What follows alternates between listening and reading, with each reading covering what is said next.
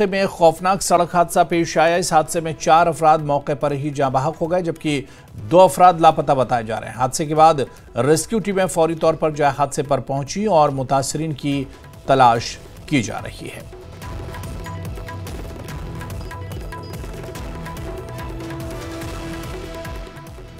जम्मू श्रीनगर कौमी शाहराह पर sub division Ramsu के घांगरू इलाके में 4 लाइन प्रोजेक्ट पर मामूर तामीराती कंपनी का नया डंपर गाड़ी नई तामीर करदा दीवार पर चढ़ने से हादसे का शिकार हो गया। ड्राइवर रियाज अहमद को रामसू अस्पताल मुंतकिल किया गया है, जहां से मजीद इलाज के लिए बानिहाल अस्पताल मुंतकिल करना पड़ेगा। वाज़ेह है कि जिला रामबन के सब गांगरू रामसू इलाके में कौमी शाहराह के 4 लेन प्रोजेक्ट की ये नई दीवार कुछ दिन पहले ही बनकर तैयार हुई थी और आज इस पर अपनी ही गाड़ी के चढ़ने से दीवार के गिर जाने पर मकामी आवाम ने तामीराती कंपनी काम के मेयार पर भी सवाल उठाया और इंतजामिया से गुजारिश की है कि वो तामीरी काम की देख रेख अपनी निगरानी में करें ताकि मजीद हादसा से बचा जा सके। इस डंपर का ड्राइवर था तो उनकी जान बच गई, लेकिन दुख भरी बात यह है कि एक्सीडेंट हुआ तो कंपनी वालों का यहाँ पे कोई भी बंदा नहीं था। ना कंपनी ने हमें यहाँ पे एम्बुलेंस प्रोवाइड की, ना कोई फास्ट एड किट दिया, ना कोई रेस्क्यू किया। रेस्क्यू तक कंपनी वालों ने नहीं किया। और उसके बाद ये भी बताया गया कि जब कुछ लोगों ने उन्हें एम्बुलेंस के लिए कहा या कोई भी गाड़ी दे दीजिए, कंपनी की कोई भी गाड़ी है तो वो देने के लिए कहा, तो उसके जवाब में उन्होंने क्या किया कि ये हमारे भाई साहब हैं, इसके ऊपर टायर चढ़ाया हुआ है, ठीक है, इसके ऊपर टायर चढ़ाया। और यहाँ के जो इंचार्ज हैं, जो इंचार्ज आदमी था यहाँ पे, वो उनके साथ में बैठा हुआ था कि कहा भाई कोई बात नहीं है, आप कर दो गाड़ी के नीचे, इनको कोई नहीं पूछना, गाड़ी चढ़ा लो ऊपर, कोई नहीं पूछने वाला है। तो दुख इस चीज़ का होता है कि सर ये जो हमारा नेशनल हाईवे रोड जो है, ये हमारा खाली जम्मू और कश्मीर का रोड नहीं है, इसमें पूरे देश भर के लोग हमारे कश्मीर में जाएंगे और कश्मीर की खूबसूरती को देखने के लिए जाएंगे। तो आप खुद ही अंदाज़ा लगा सकते हैं कि जहाँ एक डंपर का लोड बर्दाश्त नहीं कर पाती है दीवार, तो वहाँ पे हज़ारों गाड़ियाँ अगर इसके ऊपर से चलेंगी तो कितना बर्दाश्त होगा। लेबर वेजेस इम्प्लीमेंट नहीं किए जा रहे हैं, लेबर ला की धज्जियाँ उड़ाई जा रही हैं। और अगर ये हादसा आज 1 हफ्ता हुआ दीवार बने हुए, हफ्ता भी नहीं 6 दिन हुए, तो आज ये दीवार ढह चुकी है। तो आप पूरे प्रोजेक्ट की अगर बात करें तो यहाँ पे CPPL कंपनी काम करके गई, HCC कंपनी काम करके गई, अदर्स और भी कंपनियाँ थी, एफकॉन थी, बहुत सारी कंपनियाँ काम करके गई। तो सवाल ये उठता है कि उन कंपनियों ने काम किस क्वालिटी का किया होगा और डिस्ट्रिक्ट इंतजामिया ने निगरानी कैसी होगी, वो तो सामने ही है, ठीक है ना, वो सामने ही है कि काम फिर निगरानी किस तरह की हुई है। और सवाल यहाँ पे NHI से है। चलो ये तो देखो, आवाम का पैसा है, आवाम की जिंदगियां दांव पे लग रही हैं और आप लोग खामोश हैं, ये काबिल बर्दाश्त नहीं है। 4 साल की तामीर के बाद national highways authority of India ने जम्मू श्रीनगर 4 लेन हाईवे पर एक और संगमील अबूर कर लिया है। बानिहाल बाईपास की तामीर मुकम्मल कर ली गई है और मरकजी वजीर नितिन गडकरी की जानिब से सोशल मीडिया पर एक पोस्ट के बाद एक तरफा ट्रैफिक के लिए बाईपास खोल दिया गया है। अब जम्मू से श्रीनगर की जानिब एक ट्यूब पर ट्रैफिक को इजाज़त दे दी गई है। NHAI के प्रोजेक्ट हेड कुमार जिनेंद्रा ने न्यूज़ 18 को जानकारी देते हुए कहा कि बानिहाल बाईपास की तामीर मकामी लोगों की मुकम्मल हिमायत के बगैर मुमकिन नहीं थी। उन्होंने कहा कि 2.2 किलोमीटर तवील बाईपास पर 225 करोड़ रुपये लागत आई है और ये बानिहाल टाउन को मुकम्मल तौर पर बाईपास करता है। मैं यहाँ पे 3 लोगों को मतलब स्टेक होल्डर मानता हूँ। पहला यहाँ के लोकल लोग, मैं रियली उनको दिली धन्यवाद देता हूँ। उनका काफ़ी कोऑपरेशन रहा, जो मैं सुना था लोगों के बारे में, एकदम सीधे रिवर्स है, काफ़ी अच्छे लोग हैं। और उनका अगर ये सहयोग नहीं होता ना तो हम तो कहेंगे कि 5-6 महीने डिले वो बहुत सारे रीजन से हुए हैं, कुछ तो वेदर्स के कारण हुए, कुछ और भी लैंड एक्विजिशन, मगर हम कहेंगे कि ये टाइम से ही हुआ है। तो पहला तो यहाँ के लोकल लोग। सेकेंडली यहाँ के जो हमारे EPC कॉन्ट्रैक्टर हैं MG वाले, उन्होंने बेचारे ने बहुत कुछ झेला है और फिर भी मैं बोलूँगा रिमार्केबल टाइम पे और काफ़ी अच्छा प्रोजेक्ट करके दिया है। Udhampur Srinagar Baramulla rail link project के कटरा सिंगलदान सेक्शन की इफ्तिताही तकरीब के पेश नज़र इस अहम रेलवे लाइन के पुलों और सुरंगों के हवाले से अहम मालूमात सामने आई हैं। अंजी पुल, जो कि हिंदुस्तान का वाहिद केबल स्टे रेलवे पुल है, अपनी नौयत का एक मुनफरिद मंसूबा है। इस पुल की तामीर के दौरान दरपेश चैलेंजेस, इसकी अहमियत और आवाम के लिए फ़वाइद को लेकर जानकारी हासिल की गई। न्यूज़ 18 ने प्रोजेक्ट के chief administrative officer Sandeep Gupta से खास बातचीत की, जिसमें उन्होंने अंजी पुल की तामीर में दरपेश मसाइल, सिक्योरिटी पहलू, तिजारती ऑपरेशंस के इम्कानात पर बात की। इसके अलावा न्यूज़ 18 ने नॉर्दर्न रेलवे के chief public relations officer Himanshu से भी बातचीत की। उन्होंने नए जम्मू डिवीज़न के इफ्तिताह, USBRL प्रोजेक्ट और पुलों और सुरंगों के बारे में जानकारी फराहम की। As you see, this is a very, very difficult location. We need to cross this gorge. This is known as Anji Gorge. It's a deep gorge. The height is about 193 meters. Initially in 2004 and 5, we had planned a bridge similar to Chenab Bridge, the iconic Chenab Bridge.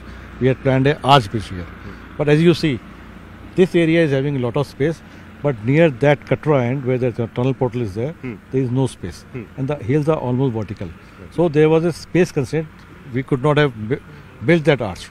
So we later on decided to go for an asymmetrical solution where the major work could be done from Riyasi end, where we had sufficient space. The slopes are also stable and only a very small abutment can be at the other end. So there was only a solution to go for an asymmetrical solution, and there were two options. Either you go for a cable stayed bridge or you go for a spindle sort of a bridge. Then we did some ABC analysis. What will be the time, what will be the cost, what will be the maintenance challenges, and in all then we zeroed on that we should go for a asymmetrical cable stayed bridge. And the negative factor was that we in Indian Railway had no experience of a cable stayed bridge. So we took that chance, and I am happy to tell you that we have successfully made this bridge. People were skeptical whether we will be successful or not. We did a full scale load test. You know, for these long span bridges, load tests are not codified world over. But we did we told our designers that we want to do a proper load test so that we can certify the quality and load carrying capacity of the bridge. On 27, 20, 29, we carried out a detailed load test. We had a full 42 wagon loaded rake of ballast. We used about 4 or 5 combinations. The test went on for 3 days. In parallel, we loaded the road also with trucks loaded with some load, and we measured the deflections. Then after removing the load, we measured the rebound. And I'm happy to say the results were excellent, and the designer has verified it. And as per the Italian designer, they are Italfer. As per them, this is the best bridge they had seen, the way it has been constructed. सेहत, तालीम और समाजी बहबूद की वजीर सकीना इत्तू ने कहा है कि सरकार और इंतजामिया ने पहले ही बर्फबारी से पैदा शुदा सूरत हाल से निपटने के लिए हंगामी इक़दाम किए हैं और मजीद बर्फबारी की पेशगोई के मद्देनज़र फौरी इक़दाम उठाए जा रहे हैं ताकि लोगों को परेशानी का सामना न करना पड़े। सकीना इत्तू ने हल्का इंतखाब डीएचपुरा के कई इलाकों का दौरा करके यहाँ सूरत हाल का जायज़ा लिया, लोगों से मसाइल के हवाले से जानकारी हासिल की। उन्होंने अफसरान को हिदायत दी कि वो अवामी मसाइल को हल करें। जो बिल्कुल ड्राई मौसम हुआ था, बहुत सारे क्राइसिस, पानी के, बीमार हो गए थे लोग, लेकिन अल्लाह ताला ने ये जो रहमत बरसाई है इसकी बहुत ज़रूरत थी। और जहाँ तक एडमिनिस्ट्रेशन का सवाल है, स्नो क्लियरेंस हो, पावर कनेक्ट करने की बात हो या पानी का मसला हो, उन्होंने बर वक्त जो है कार्रवाई की है। सरकार बिल्कुल चाहती थी कि लोगों के कोई मुश्किलात ना पैदा हो सके बर्फ़बारी के दौरान। और आज मैं इस इलाके में हूँ, मैं देख रही हूँ कि काफ़ी हद तक रोड्स जो हैं वो क्लियर हो चुके हैं। पानी का कहीं कहीं शिकायत आ रही हैं, लेकिन इंशाल्लाह वो भी हल हो जाएगी। और इसी तरह राशन के इश्यूज़ थे, वो भी काफ़ी हद तक सेटल हो चुके हैं। आज फिर हैं सुनो प्रेडिक्शन जो है कह रहे हैं कि बर्फ़बारी होगी, लेकिन मैं समझती हूँ सब कुछ अल्लाह ताला के हाथ में है। पीपल्स डेमोक्रेटिक पार्टी ने जम्मू कश्मीर के साबिक़ वज़ीर आला और पार्टी के बानी मुफ्ती मोहम्मद सईद की 9वीं बरसी के मौके पर आरएसपुरा के गांव को कोटली शाहदुल्ला में एक खुसूसी प्रोग्राम का इनेकाद किया। इस मौके पर पार्टी के सीनियर रहनुमा नरेंद्र शर्मा की क़यादत में मुनक़्क़दा प्रोग्राम में मुफ्ती मोहम्मद सईद को ख़राज अक़ीदत पेश किया गया और मौसम सरमा के पेश नज़र ज़रूरतमंद अफराद में कंबल और दीगर ज़रूरी अशिया तक़सीम की गई। PDP के सीनियर रहनुमा नरेंद्र शर्मा ने मुफ्ती मोहम्मद सईद की खिदमात को याद करते हुए कहा कि उन्होंने बतौर वज़ीर आला जम्मू कश्मीर की तरक्की के लिए बेशुमार इक़दाम किए और नौजवानों को रोज़गार फराहम करने के लिए मुख्तलिफ स्कीमें शुरू की। आज हमने जनाब मुफ्ती मोहम्मद सईद साहब को सच्ची श्रद्धांजलि दी है। और 7 तारीख को जो प्रोग्राम है, हम चाहते हैं कि हमारे लोग 7 तारीख को PDP हेडक्वार्टर गांधीनगर में आएँ और हम फिर उनको एक बार फिर से श्रद्धांजलि दे। आज का जो प्रोग्राम था, आज हमने गरीब लोगों को, मजलूम लोगों को आज हमने ब्लैंकेट डोनेट किए हैं। इसका मकसद यही है कि हम कोई इनको खैरात नहीं दे रहे, ये हमारा समाज का एक हमारा दायित्व बनता है और हमारा फर्ज है। पुंछ जिले की बंडी और सुरनकोट तहसील के बुलंद इलाकों लोरन, सवज्जियां, डोगरियां, पाशाना में भारी बर्फबारी शुरू हो गई है।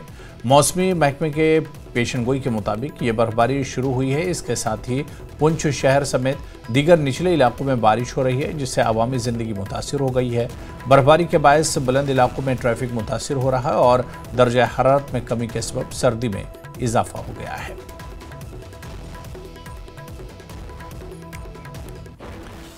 जिला शोपियां में बर्फबारी जारी है। अगरचे लोग अपने घरों में महसूर होकर रह गए, लेकिन शोपियां पुलिस के जवान सड़कों पर अपनी ड्यूटी अंजाम देने के साथ साथ मजबूर लोगों की मदद कर रहे हैं। और ये तस्वीर आप देख सकते हैं कि ये बर्फबारी की वजह से गाड़ी फंस गई थी और उसे मकामी पुलिस वालों ने मदद की, उस गाड़ी को धक्का लगाया और उसके बाद इस गाड़ी की इस तरह से मदद की। तो आम लोग, जबकि सड़कों पर कोई नहीं देखा जा सकता है, सभी लोग अपने घरों में बंद हैं, महसूर हैं, लेकिन ऐसे में पुलिस वाले अपनी ड्यूटी बखूबी अंजाम दे रहे हैं। और ऐसे में कोई राहगीर अगर परेशान होता है, फंसता है, तो पुलिस वाले ही उसकी मदद के लिए आगे आते हैं। महकमा मौसमियात की ठीक पेशनगोई के बाद ज़िला शोपियान के मैदानी इलाकों में अभी से बर्फबारी शुरू हो चुकी है।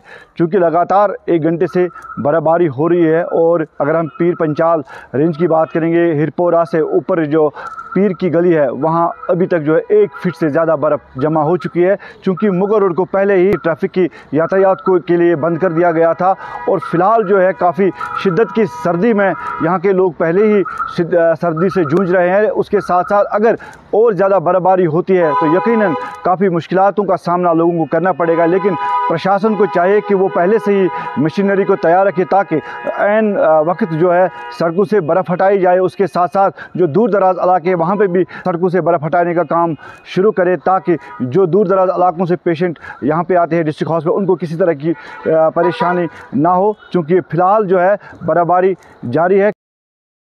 साल 2024 में पुलवामा पुलिस ने मंशियात के खिलाफ बड़ी कार्रवाइयां अंजाम दी। वहीं 2025 में पुलिस मंशियात धंधे का कला कमा करने के लिए काफ़ी कोशियां हैं। एसएसपी पुलवामा पीडी नित्या ने न्यूज़ 18 को बताया कि साल 2024 में एनडीपीएस के तहत 73 केस दर्ज किए गए हैं, जिसके जरिए 129 अफराद की गिरफ्तारी अमल में लाई गई है, जबकि करोड़ों रुपयों की जायदादें भी अटैच की गई हैं। एसएसपी ने कहा कि इस धंधे का कला कमा करने के लिए पुलिस को आवाम का ताउन दरकार है। हमने 73 एफआईआर्स रजिस्टर किए हैं, जिसमें 119 ड्रग पेडलर्स को हमने अरेस्ट भी किया है। और इस साल की हमारी अचीवमेंट में 5 हमने अलग अलग प्रॉपर्टीज़ भी सीज़ की है, जो worth of many lakhs and crores भी हैं। और हमने इस बार इंटरमीडिएट क्वांटिटी में काफ़ी लोगों को पकड़ा है और फर्स्ट टाइमर्स भी काफ़ी हैं जो यहाँ पे पेडलिंग एक्टिविटीज़ कर रहे थे। और हमें उम्मीद है कि 2025 में जितना हमने काम 2024 में किया है उससे ज़्यादा हम और करेंगे। एंड इसमें हमें सहयोग पुलवामा की आवाम से भी चाहिए होगा कि वो भी हमें इत्तला करे, हमें इंफॉर्मेशन भी शेयर करे रिलेटेड टू कोई पेडलिंग एक्टिविटीज़ अगर उनके एरिया में हो रही है। और हमारा मैक्सिमम यही कोशिश रहेगी कि जितने पेडलर्स हैं जो ड्रग्स बेच रहे हैं उनको हम सर्कुलेशन से बाहर रखें। करगिल के टीएफसी में मुख्तलिफ सियासी जमातों के नुमाइंदों ने प्रेस कॉन्फ्रेंस से खिताब किया, जिसमें द्रास शीना कम्युनिटी से मुताल्लिक अहम मसाइल पर बातचीत की गई। नुमाइंदों ने शीना ज़बान को रियासती ज़बान के तौर पर शामिल करने का मुतालबा किया और वजारत दाखिला से दरख्वास्त की कि ज़बान को रियासती ज़बान में शामिल किया जाए ताकि इसके तहफ़्फ़ुज़ और फ़रोग़ की ज़मानत दी जा सके। का मकसद है हमारी शीना लैंग्वेज के बारे में। तो आप लोग को इल्म है कि बहुत कुछ दिनों से जो है काफ़ी चर्चा में है, जिस तरह से यूटी लद्दाख के अंदर लैंग्वेजेस का ये चल रहा है। तो हमारे द्रास के सभी आवाम सभी लोगों में एक ख्वाहिश ये चल रहा है कि लैंग्वेज को लेकर शीना और दार्दिक लैंग्वेज को कहीं ना कहीं जो है पीछे रखा जा रहा है। इसी चीज़ को लेकर कल हम सब जो है गवर्नर साहब के पास तशरीफ लिया था। हमने गवर्नर साहब के पास एक मेमोरेंडम पेश किया था, जिसमें हमने उनसे गुजारिश किया था कि हमारी शीना दार्दिक लैंग्वेज को भी जो है यूटी लद्दाख की ऑफिशियल लैंग्वेज में रखा जाए। प्रेस कॉन्फ्रेंस का हवाला यही है कि हमारी जो शीना लैंग्वेज है उसको जो है ऑफिशियल लैंग्वेज के तौर पर और उसकी प्रोटेक्शन हम यहाँ चाहते हैं। इसके लिए हम जो आज यहाँ प्रेस कॉन्फ्रेंस बुलाई है। जैसे आपको मैं बता दूं कि हमारे बहुत सारे स्टेट्स ऐसे हैं जहाँ पर एक ही स्टेट में कहीं जो है सरकारी लैंग्वेज ऑफिशियल लैंग्वेज हैं। तो हम ये कहते हैं कि भाई हम किसी के खिलाफ नहीं है, ना हम पूरी गलतियों के खिलाफ है, ना हम लेह की ज़बान के खिलाफ है। हम उन्हें वेलकम करते हैं और हमारी डिमांड यही है कि हमारी जो शीना दार्दिक लैंग्वेज है उसको भी जो है तहफ़्फ़ुज़ फराहम हो और वो भी ऑफिशियल लैंग्वेज डिक्लेयर किया जाए। नहीं है हमारी कोई रहनुमाई नहीं है, तो हम उनसे भी गुजारिश करते हैं कि आने वाले इसके लिए जो है हमारे कल्चर हमारे लैंग्वेज को बरकरार रखने के लिए, उसकी तहफ़्फ़ुज़ के लिए जो है हमारा कल्चर एकेडमी में हमारी नुमाइंदगी बहुत ज़रूरी है सर। तो इंशाल्लाह हमें उम्मीद है, इंडिया गवर्नमेंट की जमहूरियत पे हमें पूरा भरोसा है कि हमें नज़रअंदाज नहीं करेंगे। जैसे बोटिया लैंग्वेज के नाम से अभी चर्चे हो रहे हैं, हम मानते हैं बोटिया लैंग्वेज को आप जो भी दर्जा देना है दे दो, बल्ती को भी दे दो और पुरगीब को भी दे दो। जितना उन्हें दिया जाए उतना हमें भी मिलना चाहिए। तो हमें पूरा उम्मीद है हमारी सरकार से और हमारे आइन से कि हमारी इस जबान को न मिटाया जाए। और यहाँ पर रुकेंगे फिलहाल छोटे से ब्रेक के लिए।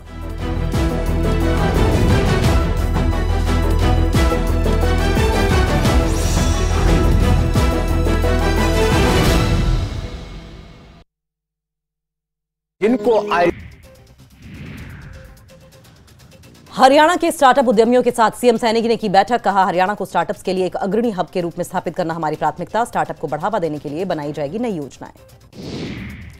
खनौरी बॉर्डर पर किसानों की महापंचायत को जगजीत सिंह डल्लेवाल ने किया संबोधित। किसानों से की सभी राज्यों में आंदोलन शुरू करने की अपील।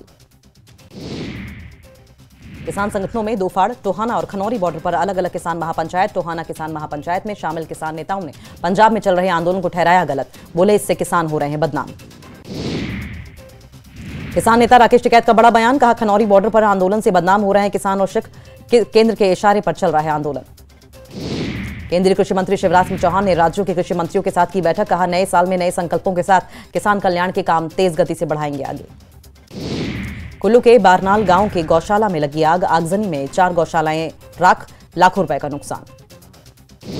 नेता प्रतिपक्ष जयराम ठाकुर ने बंजार के तांदी का किया दौरा। अग्नि पीड़ितों से मिलकर भावुक हुए नेता प्रतिपक्ष। कहा, तांदी अग्निकांड प्रभावितों के घर बनाने को एनएचपीसी से दिलाएंगे 50-50 टीन की चादरें।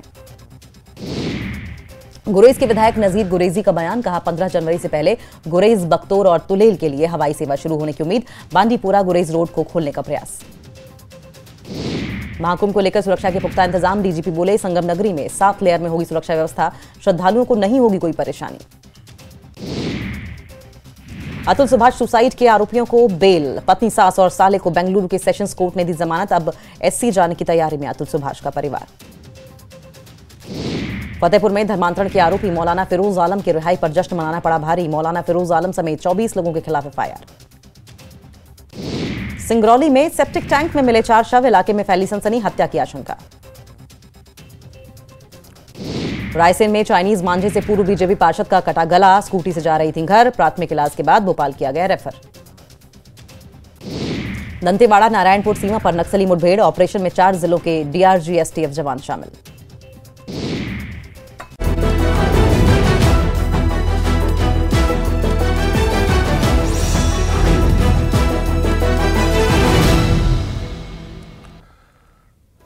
आगे बढ़ेंगे। खबर मागाम से है, जहां अपर चरहार आग की एक वारदात में एक रिहायशी मकान मुकम्मल तौर पर खाकिस्तर हो गया। गैस सिलेंडर धमाके से मकान तबाह हो गया। हंदवाड़ा के मागाम अपर चरहार में एक गैस सिलेंडर धमाके से एजाज अहमद शेख का मकान मुकम्मल तौर पर तबाह हो गया। धमाका इस कदर शदीद था कि रिहायशी मकान मुकम्मल तौर पर तबाह हो गया। मुतासरीन ने सरकार से मुतालबा किया कि इनकी मदद की जाए ताकि ये दोबारा अपना आशियाना तामीर कर सकें।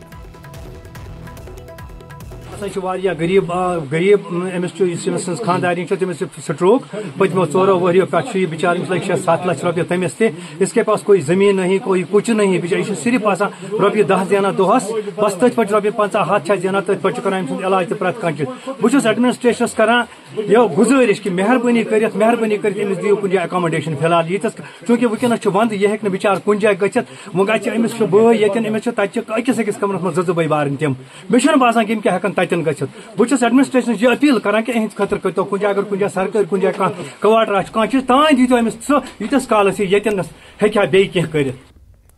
शोपियां के लोन मोहल्ला सिद्धू शोपियां के रिहायशी मंजूर अहमद भट्ट वल्द गुलाम मोहम्मद भट्ट पिछले 5 सालों से कस्मपुरसी की जिंदगी गुजार रहे हैं। मंजूर अहमद भट्ट के मुताबिक उन्होंने प्रधानमंत्री आवास योजना के तहत मकान बनाने के लिए ब्लॉक डेवलपमेंट में कागजात जमा किए थे, लेकिन आज तक उन्हें किसी भी किस्म की कोई मदद फराहम नहीं की गई। मंजूर अहमद भट्ट अपने खानदान के साथ एक आर्जी शेड में रहने पर मजबूर हैं और एक बिजली के बल्ब के इस्तेमाल के लिए 1600 रुपये फीस अदा करते हैं। इनकी माली हालत इतनी ख़राब है कि एक वक्त का खाना पड़ोसी फराहम कर रहे हैं।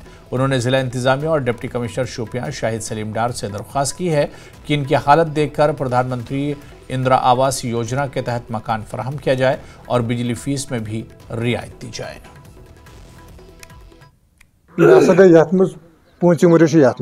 मैं बनो गोडनेथ ये आई केस पत दोपुक यह सा गई पात फाइल मकले वह हसा करो वह बना नो लिस्ट बनो मे नो लिस्ट तो पत तथ बदल वन कल कर सुबह वह हसा वह त्रा दरखास्त वह त्रा क्या बास फिर मगर वह ब्लाकस पे 100 मे बासान तीस मे मकान बनोमुत मे योता तीज VW आय बेहद कर वरी मोन पासबुक हेतुक शुरन बस पान गर कहीं बस दिल्ली काम मोन पासबुक गर 100 लोगों अमाम अमिस करू मदद मे नर जंग बह बेहम इथे कर मगर मे यह जरूरत कि अगर मे PM वाज तरन बे क्या जरूरत मे अगर नर जंग असल पे मे क्या जरूरत मे यहन ये बस बाकी कहीं मे शुर सगन लुक गरन पान शंगरस ये त्रस रोजान बाकी मे अम पर।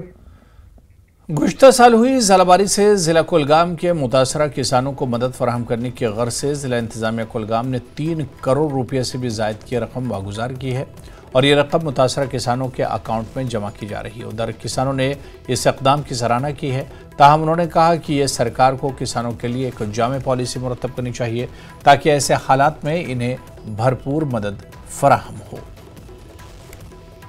सेंट्रल गवर्नमेंट और स्टेट गवर्नमेंट जो शेयर जहाँ के बागात जो हाल ही में चाराबारी की वजह से वो नुकसान हुआ है, मैं चाहता हूँ ये एक अच्छा स्टेप है। मैं चाहता हूँ कि और ज़्यादा पैसा आ जाए, क्योंकि आपको पता है कि कश्मीर डिवीज़न जो है ये सेब की फरोख्त से ही पूरे दुनिया में मशहूर है।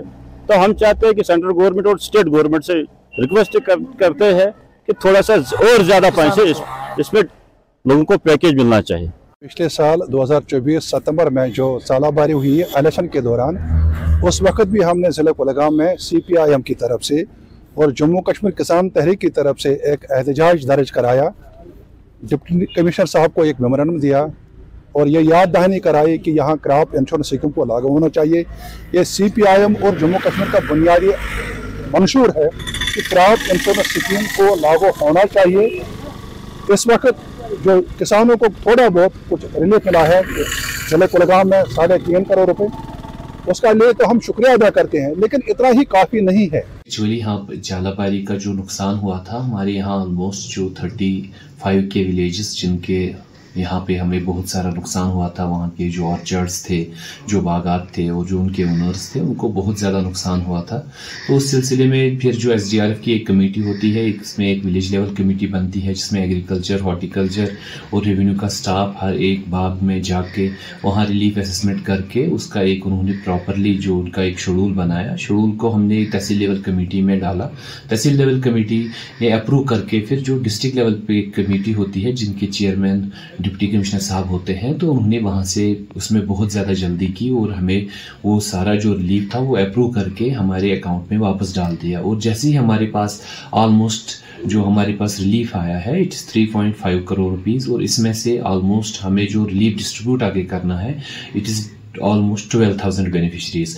तो 12,000 बेनिफिशरीज को हमें जो ये रिलीफ डिस्ट्रीब्यूट करके उनके अकाउंट्स में डालना है and the process is under way.